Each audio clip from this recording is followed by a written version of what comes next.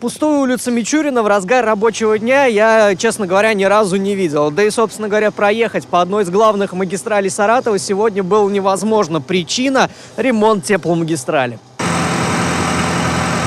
Дело в том, что в ходе осмотра тепломагистрали с порядковым номером 4 энергетики нашли повреждения. Ну и для того, чтобы избежать крупной аварии, рабочие решили полностью заменить этот участок трубопровода. Для того, чтобы не развивался дефект и не привел к каким-либо аварийным ситуациям, в том числе с выходом на поверхность, принято решение локализовать его в рабочем порядке. Поэтому все подготовлено, и на сегодняшний день планово ведутся работы. Тепломагистраль на Мичурина построили в далеком 1975 году, ну а последний ремонт этой трубы проводился 20 лет назад. Поэтому энергетики нисколько не удивились, что в трубе есть повреждения.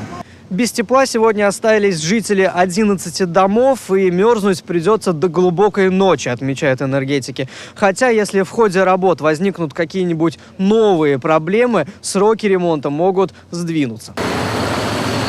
Надо отметить, что энергетики подумали и о саратовских водителях. Чтобы объехать участок ремонтных работ, улицу Чернышевского от Бабушкиного взвоза до Радищева сделали двусторонней. Роман Гальперин, Алексей Чудин. Новости. Телеобъектив.